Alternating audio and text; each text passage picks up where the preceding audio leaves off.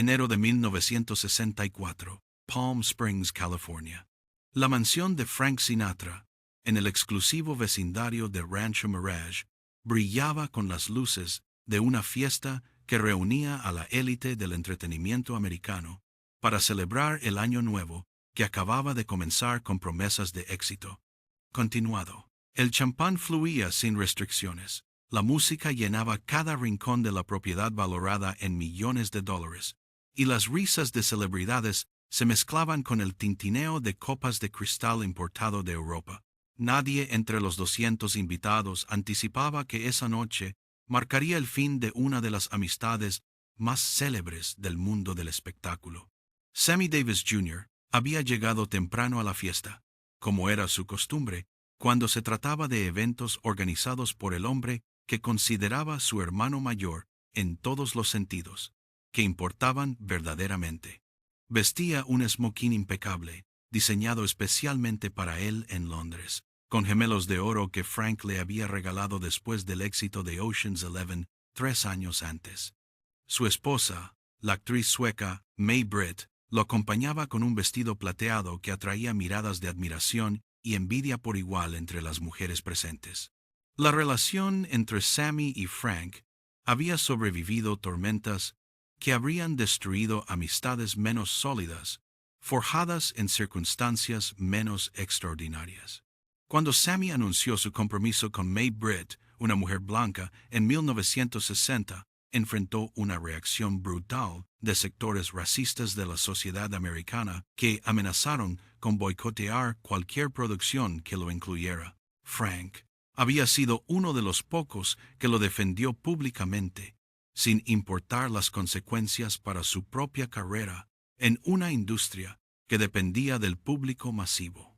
Pero esa noche en Palm Springs, algo estaba diferente en el comportamiento de Sammy, que varios invitados notaron desde las primeras horas de la celebración festiva. Bebía más de lo habitual. Sus comentarios tenían un filo que normalmente reservaba para los escenarios donde el humor ácido era esperado y apreciado por audiencias que pagaban por ser entretenidas. May Britt intentaba moderarlo discretamente, pero sus esfuerzos parecían solo irritar más a su esposo, que claramente estaba lidiando con demonios internos que no compartía con nadie. La tensión había comenzado semanas antes, durante las grabaciones de un especial de televisión donde Sinatra había tomado decisiones creativas que Sammy consideraba injustas para su participación en el proyecto conjunto. Frank había reducido el tiempo de pantalla de Sammy sin consultarlo.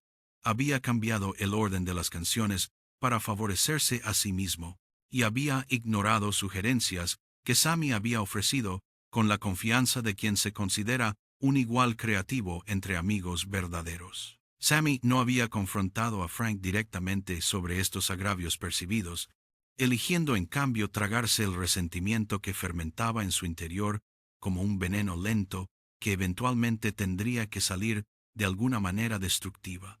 Era un patrón que había repetido durante toda su vida, desde los días de su infancia en el circuito de vaudeville, donde había aprendido que los artistas negros debían sonreír y aceptar cualquier trato que los blancos decidieran darles, sin importar cuán injusto fuera. Dolly Sinatra, la madre de Frank, estaba presente en la fiesta esa noche, una mujer de 70 años, cuya personalidad dominante había moldeado el carácter de su único hijo, de maneras que cualquiera que conociera a ambos podía reconocer inmediatamente. Era pequeña pero formidable, con una lengua afilada que no perdonaba a nadie, y una reputación en Hoboken que mezclaba respeto y temor en proporciones iguales entre quienes la conocían personalmente. Dolly nunca había ocultado completamente su incomodidad con algunos aspectos de la vida de su hijo, incluyendo sus amistades con personas que ella consideraba inadecuadas, por razones que variaban según las circunstancias y su humor del momento. Sammy Davis Jr. era un caso complicado para ella. Admiraba su talento innegable, pero el matrimonio interracial con May Britt le resultaba difícil de aceptar plenamente, a pesar de los esfuerzos que hacía por disimular sus prejuicios heredados de otra generación. Esa noche, Dolly había hecho un comentario que llegó a oídos de Sammy a través de uno de los meseros que trabajaban en la fiesta sirviendo champán y canapés a los invitados de élite. Según lo que Sammy escuchó, Dolly había dicho algo despectivo sobre su matrimonio con May, sugiriendo que algunas personas simplemente no deberían mezclarse sin importar cuánto talento tuvieran o cuánto dinero ganaran en sus carreras exitosas. El comentario, filtrado y posiblemente distorsionado en su transmisión de boca en boca, encendió la mecha del resentimiento que Sammy había acumulado durante semanas contra la familia Sinatra en general y contra Frank en particular. El alcohol eliminó los filtros que normalmente mantenían su temperamento bajo control en situaciones sociales donde la diplomacia era esencial para la supervivencia profesional de un artista negro en la América de los años 60 todavía, profundamente segregada. Lo que sucedió después fue presenciado por docenas de invitados que proporcionarían versiones ligeramente diferentes del incidente durante las décadas siguientes, aunque todos coincidían en los elementos fundamentales de la confrontación que destruiría una amistad que parecía inquebrantable hasta ese momento fatídico de la noche en Palm Springs. Sammy se acercó a donde Dolly Sinatra conversaba con un grupo de mujeres mayores cerca de la piscina iluminada de la mansión de su hijo famoso. Su caminar era inestable por el alcohol, pero su voz era clara cuando comenzó a hablar, en un tono que hizo callar todas las conversaciones cercanas que pudieron escuchar sus palabras cargadas de veneno acumulado durante semanas de silencio resentido. Las palabras exactas que Sammy dirigió a Dolly Sinatra varían según el testigo consultado, pero todas las versiones coinciden en que fueron extraordinariamente crueles y personales de maneras que cruzaban líneas que no deberían cruzarse bajo ninguna circunstancia entre personas civilizadas. Mencionó el pasado de Dolly en Hoboken, las actividades ilegales que se rumoraba había realizado durante los años de la prohibición, y su hipocresía al juzgar el matrimonio de otros cuando su propia vida estaba lejos de ser ejemplar. Frank Sinatra estaba en el otro extremo de la propiedad cuando escuchó el alboroto que venía desde el área de la piscina donde su madre había estado disfrutando de la fiesta. Varios invitados corrieron hacia él para informarle lo que estaba sucediendo, sus rostros mostrando una mezcla de shock y anticipación por presenciar cómo el hombre más poderoso del entretenimiento respondería a tal insulto público contra la mujer que lo había traído al mundo. Lo que Frank Sinatra hizo a continuación quedaría grabado en la memoria de Hollywood durante generaciones como el momento en que una de las amistades más célebres del entretenimiento llegó a su fin de la manera más dramática posible frente a 200 testigos que incluían a las celebridades más importantes de la época dorada del cine y la música americana. Sinatra caminó hacia Sammy con pasos medidos que no revelaban la tormenta de emociones que claramente hervía bajo su expresión, controlada de manera casi sobrenatural, dadas las circunstancias extraordinarias. Se detuvo frente a su antiguo amigo.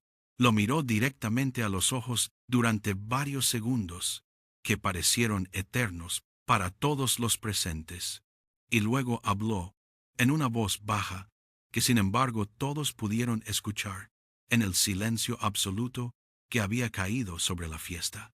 Antes de continuar con esta investigación, asegúrate de suscribirte al canal y activar la campana de notificaciones. Lo que ocurrió en la mansión de Frank Sinatra en Palm Springs en enero de 1964 involucra a dos de los artistas más queridos del Rat Pack, un insulto imperdonable contra la madre de Sinatra y consecuencias que dividirían a Hollywood durante años. Al final de esta historia, comprenderás por qué la respuesta de Frank a las palabras de Sammy Davis Jr. terminó con una amistad que parecía destinada a durar para siempre. Samuel George Davis Jr. había nacido el 8 de diciembre de 1925, en Harlem, Nueva York, en un mundo que le enseñaría desde temprano que el color de su piel determinaría los límites de lo que podía esperar de la vida, sin importar cuánto talento poseyera o cuán duro trabajara para demostrar su valor. Su padre, Sammy Davis, Sr., era un bailarín de vaudeville que viajaba constantemente por el circuito de teatros que aceptaban artistas negros, arrastrando a su hijo pequeño a una vida de carreteras interminables y camerinos improvisados. A los 3 años, Sammy ya estaba actuando profesionalmente como parte del trío Will Mastin, nombrado así por el hombre que se convertiría en su figura paterna sustituta durante los años formativos de su infancia itinerante.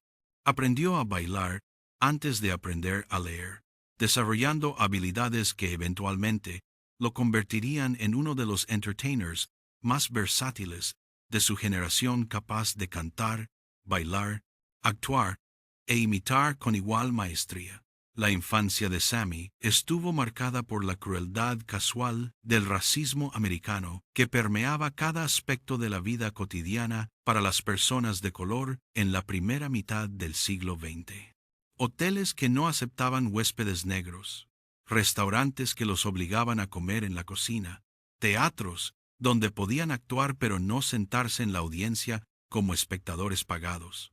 Cada humillación era una lección sobre su lugar en una sociedad que lo consideraba inferior por nacimiento.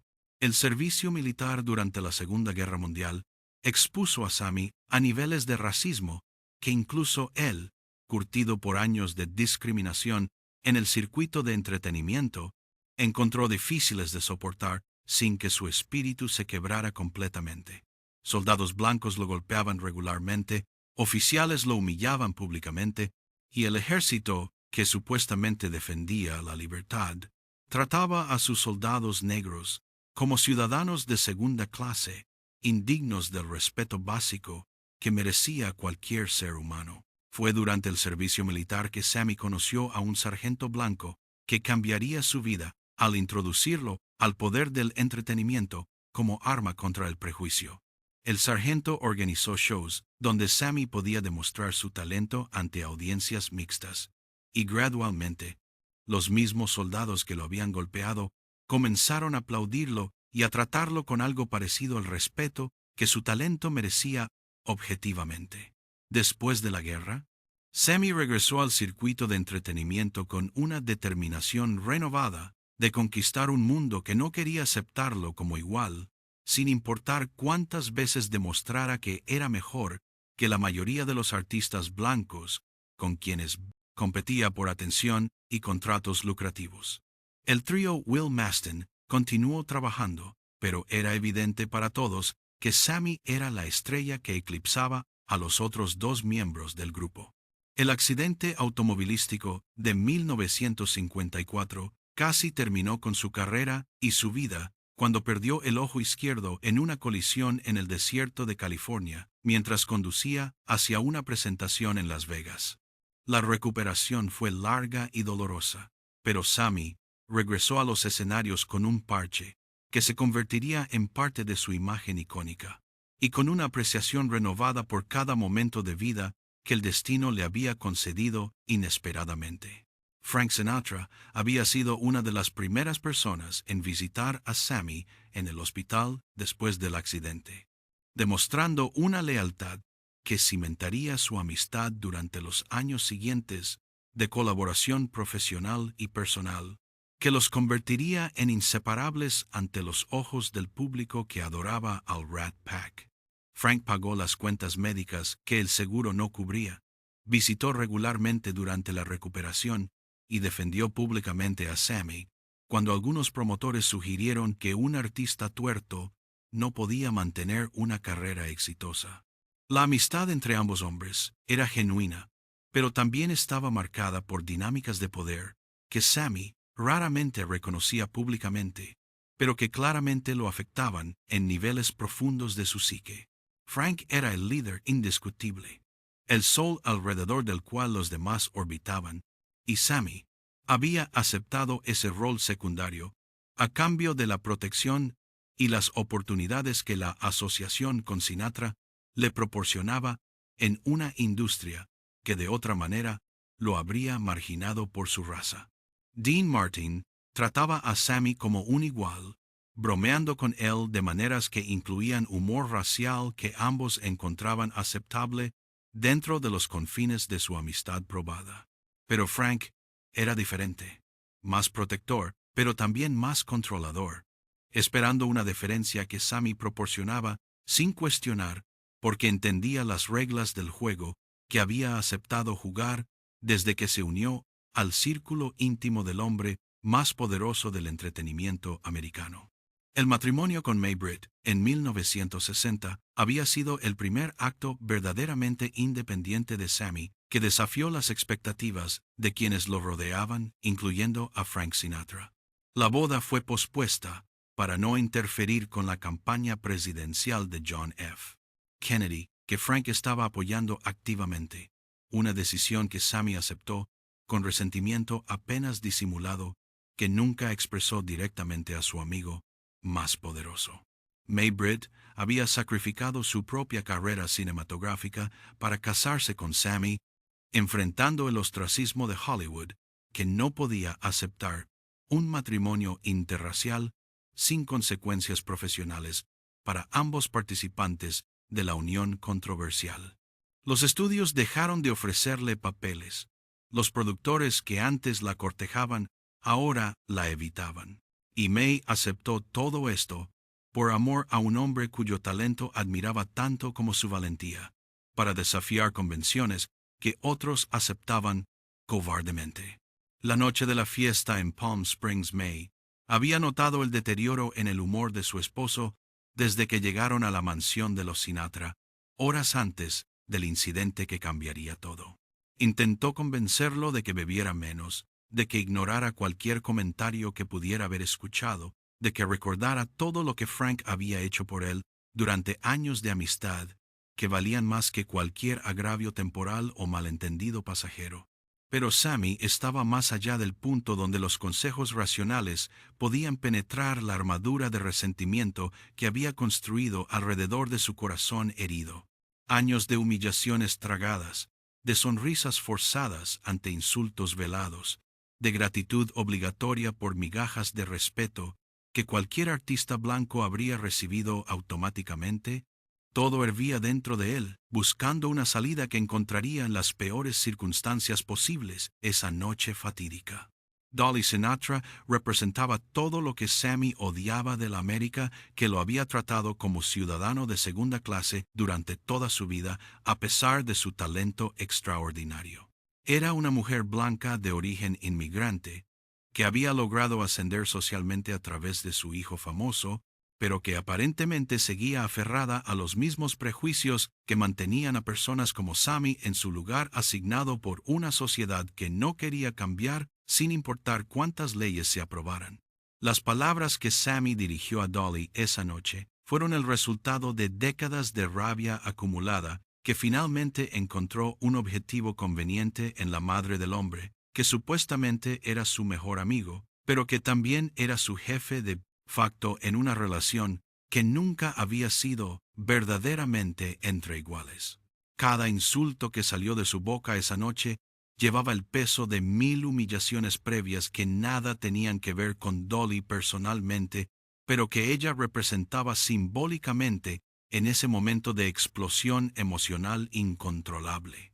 Frank Sinatra escuchó las palabras de Sammy en silencio, su rostro transformándose gradualmente de confusión a incredulidad, a una furia fría que quienes lo conocían bien reconocían como infinitamente más peligrosa que cualquier explosión volcánica de temperamento que pudiera haber exhibido circunstancias menos graves. Se acercó a donde Sammy continuaba su diatriba contra Dolly, quien permanecía inmóvil, con una expresión de shock que nadie le había visto nunca en décadas de conocerla. La confrontación entre los dos hombres fue breve, pero devastadora en su finalidad absoluta, que no dejaba espacio para reconciliación futura. Frank habló en voz baja, sus palabras audibles solo para Sammy, y los pocos que estaban lo suficientemente cerca para escuchar el veredicto, que terminaría con años de amistad aparentemente inquebrantable. Le dijo que estaba acabado, que nunca más sería bienvenido en ningún lugar donde Frank Sinatra tuviera influencia, que había cruzado una línea de la que no había regreso posible. Los guardaespaldas de Sinatra escoltaron a Sammy y May fuera de la propiedad, mientras los otros invitados observaban en silencio horrorizado el final de una amistad que había parecido destinada a durar para siempre entre dos hombres que habían compartido escenarios, películas y momentos privados durante más de una década de colaboración y camaradería aparentemente genuina. El viaje de regreso a Los Ángeles esa noche fue el más largo de la vida de Sammy Davis Jr., con May sosteniendo su mano en silencio, mientras él contemplaba las consecuencias de lo que había hecho bajo la influencia del alcohol y el resentimiento acumulado. Sabía que había destruido algo precioso e irreemplazable, algo que ninguna disculpa podría restaurar, sin importar cuán sincera fuera o cuántas veces la ofreciera en los días y semanas venideros. Las noticias del incidente se filtraron gradualmente a la prensa de Hollywood durante los días siguientes, aunque las versiones publicadas eran significativamente más suaves que lo que realmente había ocurrido en la fiesta de Palm Springs. Los publicistas de ambos hombres trabajaron horas extras para controlar el daño, emitiendo comunicados que hablaban de malentendidos y diferencias creativas, sin mencionar los insultos específicos que Sammy había dirigido a la madre de Frank. Dean Martin intentó mediar entre sus dos amigos, visitando a Sammy en su casa de Los Ángeles para evaluar la situación y explorar posibilidades de reconciliación que pudieran salvar al Rat Pack de la disolución que parecía inevitable después de lo sucedido.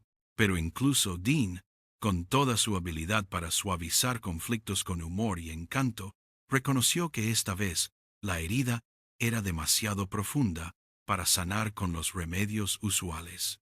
Frank Sinatra cumplió su palabra con la eficiencia brutal que caracterizaba todas sus decisiones una vez tomadas irrevocablemente. Sammy fue excluido de proyectos conjuntos que habían sido planeados meses antes.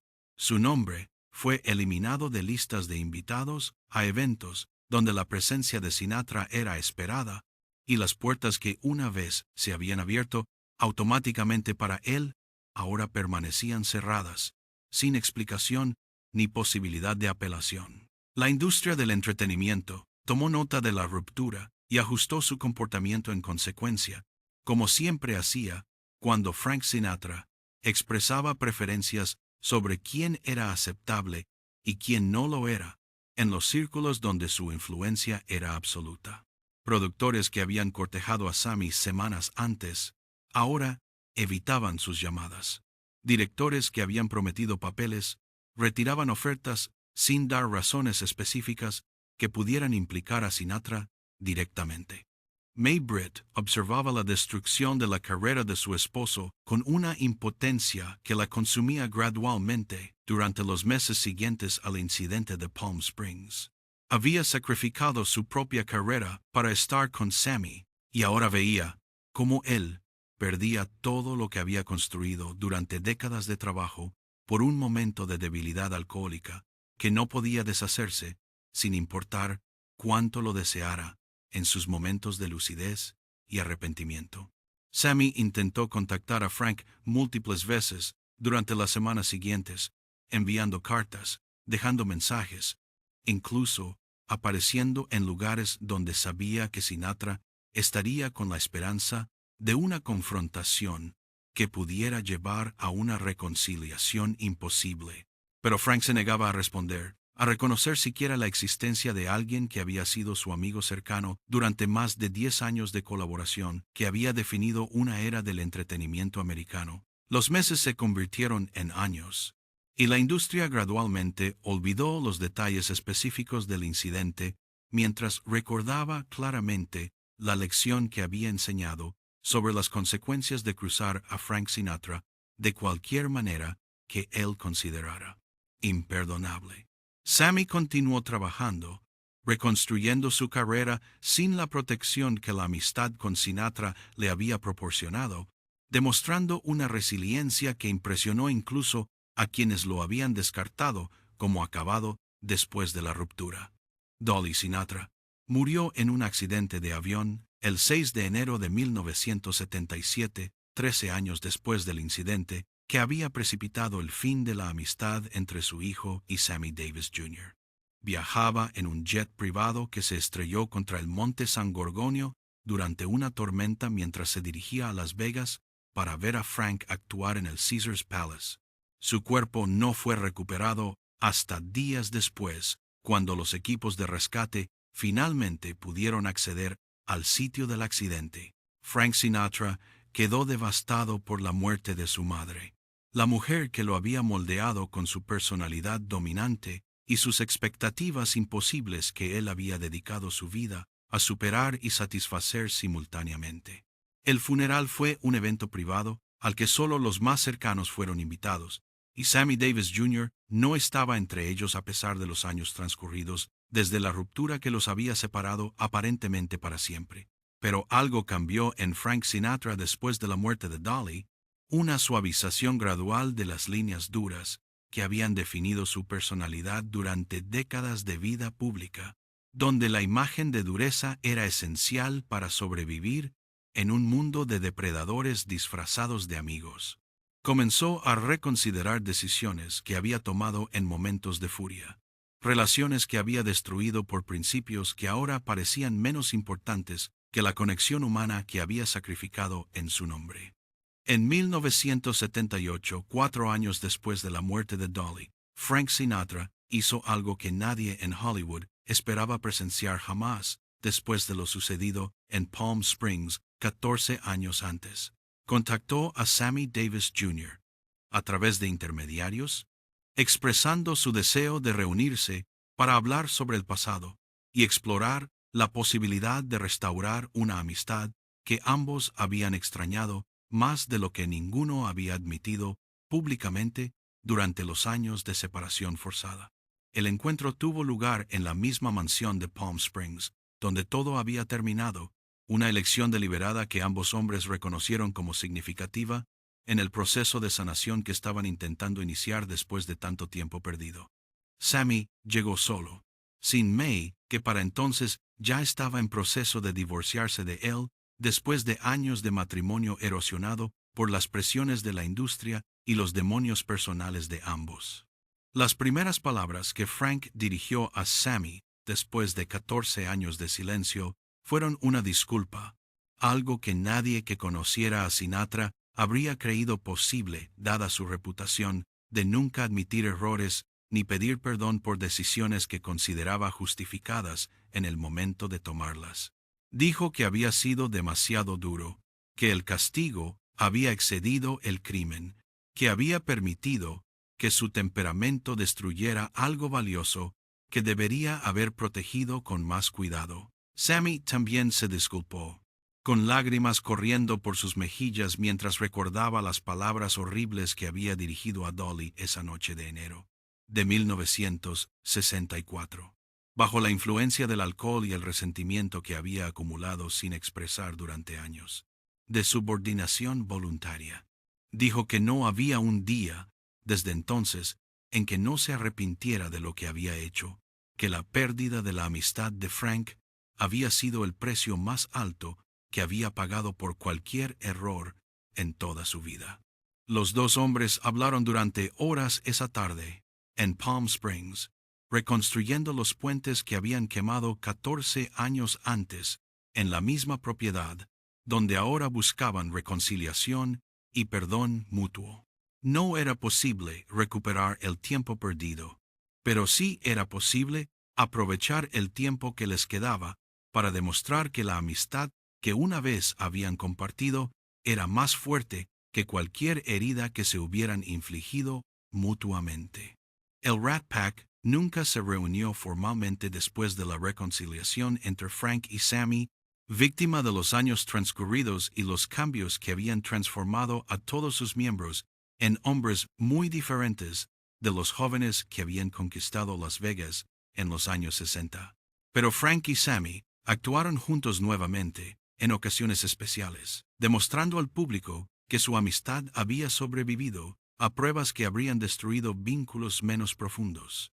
Dean Martin, quien había mantenido relaciones cordiales con ambos durante los años de separación, celebró la reconciliación con su estilo característico de despreocupación que ocultaba una emoción genuina por ver a sus amigos reunidos nuevamente después de tanto tiempo de división innecesaria. Los tres hombres cenaron juntos en Las Vegas poco después del encuentro de Palm Springs, brindando por los años perdidos y los años que aún esperaban compartir. Sammy Davis Jr. murió el 16 de mayo de 1990, de cáncer de garganta que lo había consumido durante meses, mientras continuaba actuando hasta que su cuerpo simplemente no pudo más. Frank Sinatra estaba entre los que lo visitaron en sus últimos días, sosteniendo la mano del hombre que una vez había sido su hermano, luego su enemigo, y finalmente su hermano nuevamente en los años de reconciliación, que habían sanado heridas que parecían mortales. En el funeral de Sammy, Frank Sinatra habló brevemente sobre la amistad que habían compartido, omitiendo los años oscuros de separación para enfocarse en los momentos de alegría y colaboración que habían definido lo mejor de su relación durante décadas de trabajo conjunto. Lloró públicamente, algo que quienes lo conocían bien sabían que raramente permitía que el mundo viera sin importar cuán profundo fuera su dolor interno. El legado de la amistad entre Frank Sinatra y Sammy Davis Jr. perdura como un recordatorio de que incluso las relaciones más dañadas pueden sanarse cuando ambas partes están dispuestas a reconocer sus errores y trabajar hacia el perdón genuino que trasciende el orgullo personal. La noche de Palm Springs, en 1964, casi destruyó algo hermoso, pero no lo logró permanentemente, porque ambos hombres eventualmente encontraron el coraje para buscar reconciliación. Dolly Sinatra, cuya memoria había sido el centro de la disputa que separó a los dos amigos durante 14 años, habría apreciado irónicamente que su muerte fuera el catalizador que eventualmente los reunió nuevamente. Era una mujer que valoraba la familia por encima de todo, y habría reconocido que Sammy, a pesar de sus palabras imperdonables esa noche, era parte de la familia extendida que su hijo había construido alrededor de su talento y su carisma extraordinarios. La prensa de Hollywood cubrió la reconciliación entre Sinatra y Sammy con una mezcla de sorpresa y alivio, como si el mundo del entretenimiento hubiera estado conteniendo la respiración durante 14 años, esperando que los dos amigos encontraran el camino de regreso, el uno hacia el otro, después de la separación que había dividido lealtades, criado bandos irreconciliables. Los fanáticos de ambos artistas celebraron la noticia de su reencuentro con el entusiasmo de quienes habían crecido admirando al Rat Pack y lamentando su disolución durante los años de separación forzada que habían privado al público de Campe. Ver a sus ídolos juntos en los escenarios que una vez habían dominado como reyes indiscutibles del entretenimiento americano. Las Vegas, la ciudad donde el Rat Pack había alcanzado su máxima gloria durante los años 60, fue testigo de las primeras apariciones públicas conjuntas de Frank y Sammy después de la reconciliación, que había sorprendido a todos los que conocían la historia del incidente de Palm Springs y las consecuencias devastadoras que había tenido para la carrera de Sammy durante más de una década. Los casinos que una vez habían sido el escenario de sus triunfos conjuntos los recibieron con los brazos abiertos, reconociendo el valor nostálgico y comercial de reunir a dos de las estrellas más grandes que habían pisado sus escenarios durante la era dorada, cuando Las Vegas era sinónimo de glamour y exceso que el Rat Pack personificaba perfectamente. May Britt, quien para entonces vivía una vida tranquila, alejada del mundo del espectáculo que había abandonado décadas atrás, recibió la noticia de la reconciliación con sentimientos encontrados que reflejaban la complejidad de su relación con un pasado que incluía tanto amor como dolor en proporciones difíciles de separar después de tantos años. El divorcio de Sammy y May se había finalizado años antes de la reconciliación con Frank, otro de los muchos precios que Sammy había pagado por una vida dedicada al entretenimiento que consumía todo lo que tocaba, incluyendo relaciones que en circunstancias diferentes podrían haber durado toda una vida de felicidad compartida. Los hijos de Sammy, Tracy, Mark y Jeff, crecieron escuchando historias sobre los días de gloria del Rat Pack y los años oscuros de separación que habían seguido al incidente de Palm Springs, que sus padres raramente discutían en detalle por el dolor que todavía evocaba décadas. Después de ocurrido, la industria del entretenimiento aprendió lecciones importantes del incidente y su eventual resolución, recordatorios de que incluso las estrellas más brillantes eran seres humanos capaces de errores devastadores y también de perdón genuino, cuando las circunstancias permitían la reflexión necesaria para superar el orgullo herido. Frank Sinatra continuó actuando hasta los últimos años de su vida, su voz envejecida, pero todavía capaz de transmitir emociones que pocos cantantes de cualquier generación podían igualar. En sus conciertos finales, ocasionalmente mencionaba a Sammy con el cariño de quien recuerda a un hermano perdido demasiado pronto. La muerte de Dean Martin, en 1995, dejó a Frank como el último sobreviviente del núcleo original del Rat Pack, un hombre anciano que había visto partir a todos sus amigos más cercanos y que cargaba con los recuerdos de una era irrepetible que solo existía ya en películas antiguas y grabaciones que capturaban fragmentos de lo que habían sido. Juntos, Frank Sinatra murió el 14 de mayo de 1998, apenas 2 días antes del 8º aniversario de la muerte de Sammy, una coincidencia que algunos interpretaron como señal de que los dos amigos estaban destinados a reunirse en cualquier lugar que existiera más allá de esta vida terrenal que habían compartido con tanta intensidad. Los funerales de ambos hombres fueron eventos que reunieron a celebridades de todas las generaciones del entretenimiento americano, testimonio del impacto que Frank Sinatra y Sammy Davis Jr. habían tenido individualmente y juntos durante décadas de trabajo que había definido lo que significaba ser un entertainer en el siglo XX.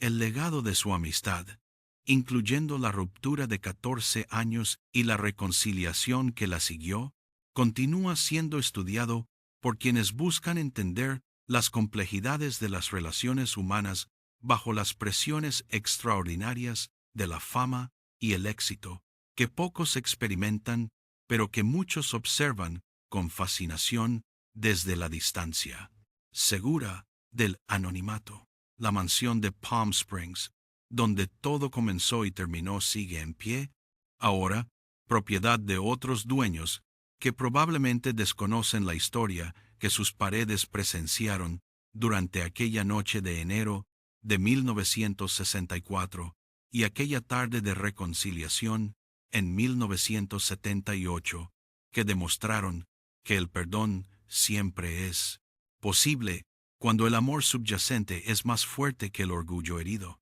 Los años de separación entre Frank y Sammy dejaron marcas profundas en la industria del entretenimiento que tardaron décadas en desvanecerse completamente de la memoria colectiva de Hollywood.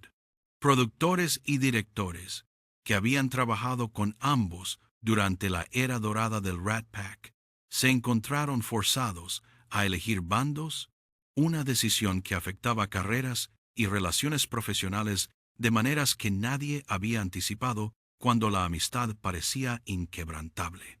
Peter Lawford, quien ya había sido expulsado del círculo íntimo de Sinatra por razones relacionadas con la familia Kennedy, observó la ruptura con Sammy desde la distancia de su propio exilio social.